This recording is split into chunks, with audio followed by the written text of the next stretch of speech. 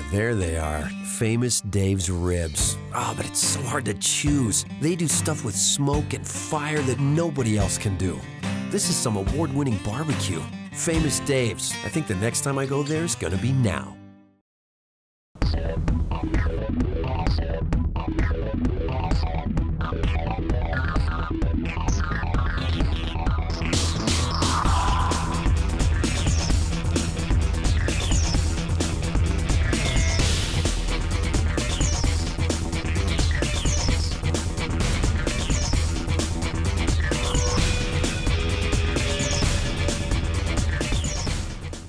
Welcome everyone to the JUCO Full Windup, brought to you by Famous Dave's Barbecue. Alongside Phil Stafford, I'm Kyle Stanley, here more excited than ever on the day one of the JUCO World Series.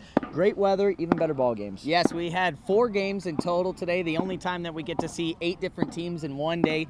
8 of the 10 teams competing today, and from start to end, this was really quite a show. And we're going to start with game 1, which, by the way, a side note here, last 2 years, the national championship matchup has been the same 2 teams that met in game 1. So why don't we take you right to the highlights. First time to Grand Junction for Mike Korn, the head coach of Columbia State. Per their usual, the Chargers hang up the jersey of their bench coach Jim Painter, who fell ill earlier this season. Mark Raridan, no stranger to the JUCO World Series, his 8th appearance in 12 seasons over at Iowa Western. Scooter Hightower, manning the rubber for the Chargers, retired the first 11 Reavers that came to the dish. He finished with 6 Ks in his World Series debut. Maybe they're still running on Easter time, but the Chargers, they had no problem waking up today. Wes Niederland touches them all for a 3-run shot. Columbia State had a 5-run lead after the first 4 innings. The Reavers answered with 4 in the 5th inning, so looking for the tie in the 8th.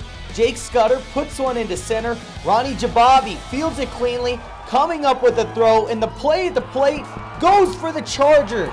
It's still a 1-run lead for Columbia State. Down to their last out in the 9th, Dom Thompson-Williams pulls through for Iowa Western. Up the middle, out of the reach of Caleb Patterson, and Josh Newell represents the tying run coming home. Next batter, Jason McMurray chops it to short, fielded cleanly, but the throw is short.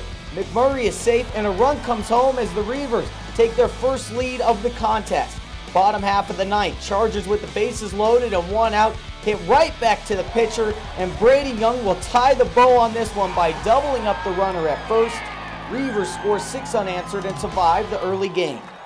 The game's about momentum until the final out's made. Then the scoreboard matters, and it's about momentum. And so, you know, we just needed to get some momentum back. And fortunately, we started getting it going with our bats, and it just kind of continued to trickle from there. I've never been on a team like this at all, and by when I say that, I mean if we're down by 5 runs, it's not really pressure to us. We always seem to get the bats going at the right time. Every stumble is an opportunity to get better and learn, and you know, I hope we did that today. And I'm proud of them. I love them. I told them I love them, and we're gonna jump right back on that horse tomorrow, 10 a.m., and we'll be ready to go. And in game 2, we saw the number 4 team in the nation, Johnson County, taking on number 13, Midland from Texas. The Chaparrals were the first team in town this year, one of 3 teams to return from last year's pool. First inning looked promising for Johnson County. It's bucket hat number 1, Anthony Miller with the liner to center. Come on home, LJ Hatch ties this game up at 1. Next batter, it's Riley Landite, drops one safely into center. Miller read that perfectly off the bat, and he scores to give the Cavaliers a 2-1 lead. But it didn't last long. Brian Arredondo leading off the 2nd. He gives his fans in left center some love. The blast ties it up. After getting a lead, Blaine Prescott adds to it. Long drive to left center, no doubt about it, as the leadoff hitter shows some pop. Chaparrals lead 5-2. Next inning, Midland continues to pile it on. Anthony Reyes takes that heat right back where it came from. Single scores Chris Thibodeau. It's now 6-2. Time for Coach Kent Shelley to gather his guys after some words of wisdom and our first look at the rally crab. Would it help Johnson County get back into this game? Anthony Miller thinks so, takes advantage of the short porch on the left. It's gone. Solo shot makes it a 5-run game. 8th inning, Landai gets in on the fun. That's deep to left, and that one's gone. But solo shots only do so much. It's still a 5-run game. Later in the 8th, big chance to get back within slam range. Aaron Schnurbush thinks he's tacked on another run for the Cavs, but the home plate ump calls him out. Another close called home, and let's take another look. That was enough to pump up the Shaps. They take their first game 10-5, and oh, by the way, Brandon Corville was pretty good too. 7 innings, 8 strikeouts, and he limited the damage in some big situations. The key to this game was he kept the leadoff hitter off base. You know, I'm out of breath. You know, I thought Brandon was outstanding. Once he got the curveball going for a strike, he kind of took control of the game a little bit. The rest of the game, I was just throwing my curveball and throwing it for strikes and, you know, mixing them up a little bit.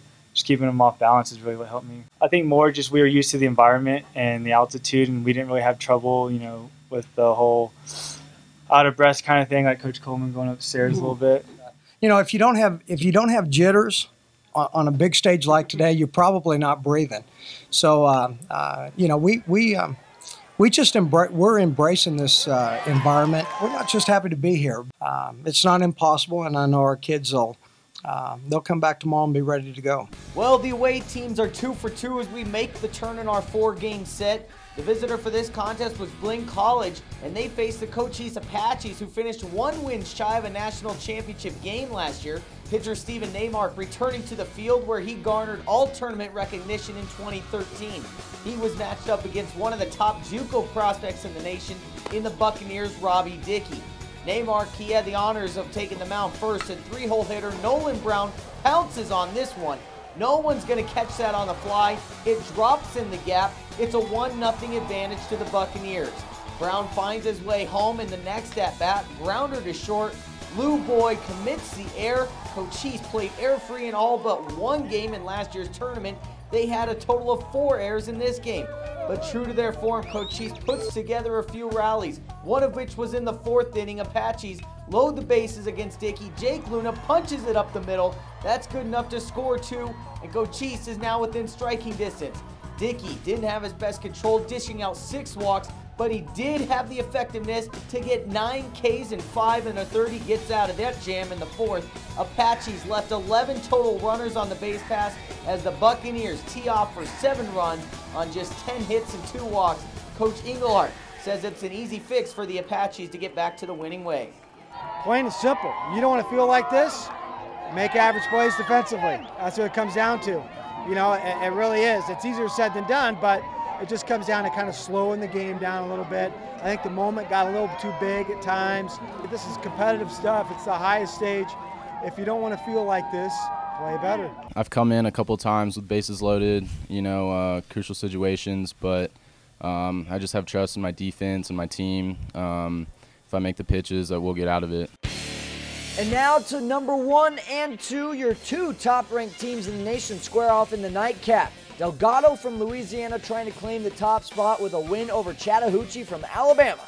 First inning, Chattahoochee takes advantage of some pitches left up in the zone. Jared Martin comes a few feet shy of a 3-run blast, settles for a 2-run double to make it 2-0. Jordan Calliot, he must be a member at A&B Bank, making a deposit for 3. Game is tied. 8th inning, now tied at 4s. Troy Lewis changes that. Bullet rolls all the way to the wall. That scores the go-ahead run. We're now at a 5-4 game. That could have potentially deflated the Pirates, but it didn't. Cam Sperry, he's taking his burger to go. See ya! Off the pole and right, we're all tied up. Later in the 8th, Tyler Lynn wants to play the hero. Gapper, Grayson Ivy come on down, and despite a bases-loaded jam in the 9th, the Pirates come away with a 2-run win. Before the game, I mean, obviously I tell them, look, we have to make this as routine as possible.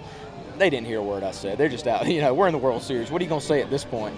You know, middle of the game, I don't say a word. I just sit over there with my legs crossed and keep my chart and think about the grass back at CVCC, you know, and say, Dalton, go get them, hitters go get them, and fortunately, they went and got them. No matter how many runs we were going to put up, they were just going to come right back and do it. So it was just clutch to go ahead and get those 2 runs and know that we're going to have the lead going into the 9th. Time for your top play and top home run of the night from the Grand West Kia can't miss moments and incredible batch of top plays to pick from today, but there's no doubt that we have to get it to the Delgado second baseman Cole Freeman. J.D. Perry will be rerunning this one over and over again in his head. Perry must tip his hat, though, to a fantastic play by Freeman. I can tell you one question Cam Sperry won't be hearing anymore, and that's, how do you like your steak? He answered a definitive seared against Delgado on Saturday night. That's the homer of the day. He crushes it as Chattahoochee Valley takes the win. And believe me when I tell you that we have many more plays to choose from where those two plays came from, so don't miss the Grand West Kia can't miss moments of the day. Say that 3 times fast. We've also got 3 games on tap for tomorrow, 2 of which are elimination games. And let me see if I can get this off the top of my head because these are a lot of new teams. In the morning, Johnson County and Columbia State, followed by another elimination game. It's going to be Cochise and Delgado. Then 2 teams play for the first time on the very special Sunday night game, which is going to be Miami-Dade and then Spartanburg Methodist. Hey, I got it. How about that? And we've got a lot more great games to come. If anything is to be told from today, it looks like it's going to be a good tournament. Yes, it will. For Phil Stafford, I'm Kyle Stanley. This has been the JUCO Full Windup, brought to you by Famous Dave's Barbecue. Awesome.